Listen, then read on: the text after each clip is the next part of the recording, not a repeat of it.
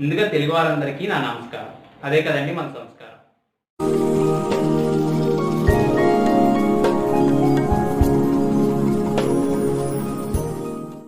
ఈరోజు ఎపిసోడ్లో పెళ్లి భోజనాలలో ఎక్కువగా తయారు చేసే సొరకాయ హల్వాని తయారు చేస్తున్నాను.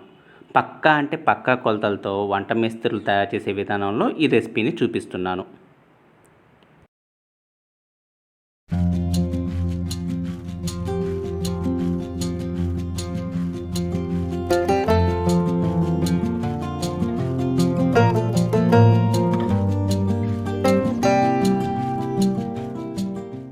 ముందుగా ఒక కడాయి తీసుకొని ఇందులో సరిపడినంత నేతిని యాడ్ చేసుకోవాలి.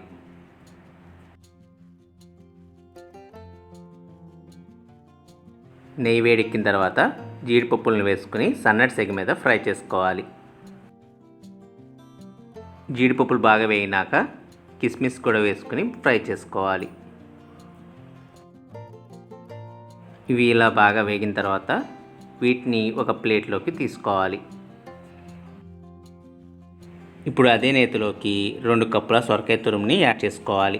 నేను ఇక్కడ 2 లేత సొరకాయలను తీసుకుని సన్నగా తురిమి వాటర్ అంతా పిండేసి ఇలా 2 కప్పుల్లో తీసుకున్నాను. ఈ రెసిపీ కోసం లేత సొరకాయని తీసుకోండి. గింజలు ఉండవు కాబట్టి తురుము ఎక్కువగా వస్తుంది.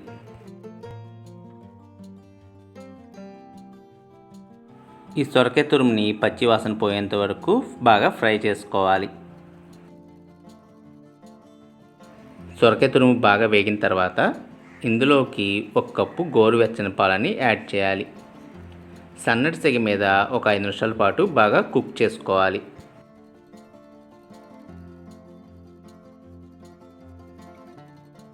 ఇలా 5 మినిట్స్ బాగా కుక్ అయ్యి దగ్గర పడిన తర్వాత ఇప్పుడు ఇందులోకి 1 కప్పు షుగర్ని యాడ్ చేయాలి. అంటే 2 కప్పుల సొరకాయ తురుముకి 1 కప్పు పాలు, 1 కప్పు పంచదార అన్నమాట. కొద్దిగా తీపిని ఎక్కువగా ఇష్టపడేవారు పంచదార కొద్దిగా ఎక్కువ వేసుకోండి.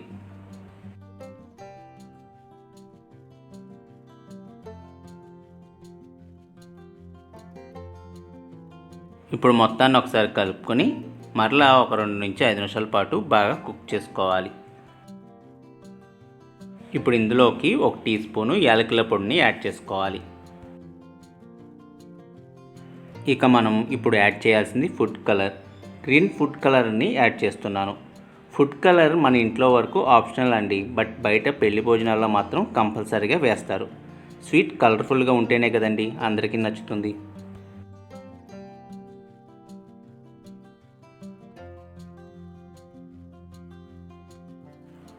ఇలా నీరు అనేది లేకుండా ఈ సొరకాయ హల్వాని బాగా దగ్గర పడేంత వరకు కుక్ చేసుకోవాలి.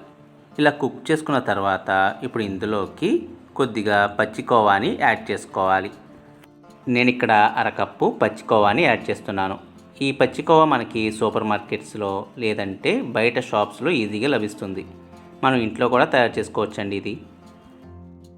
ఇప్పుడు ఇందులోకి మనం కొద్దిగా పుచ్చపప్పుని యాడ్ చేసుకోవాలి. మనం తినేటప్పుడు ప్రతి బైట్లోనూ అక్కడక్కడ ఈ పుచ్చపప్పు తగులటం వల్ల హల్వా మంచి టేస్ట్ వస్తుంది.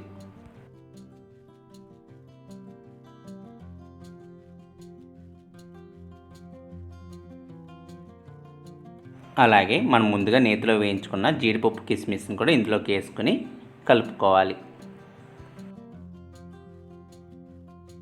ఇలా దగ్గర పడేంత వరకు సన్నటి సెగ మీద కలుపుకొని స్టవ్ ఆఫ్ చేసుకోవాలి. అంతేనండి, సొరకాయ హల్వా రెడీ అయినట్లే. దీన్ని ఒక బౌల్లో సర్వ్ చేసుకుందాం. చూసారుగా ఎంత సింపుల్గా ఈ సొరకాయ హల్వాని తయారు చేసుకోవచ్చో.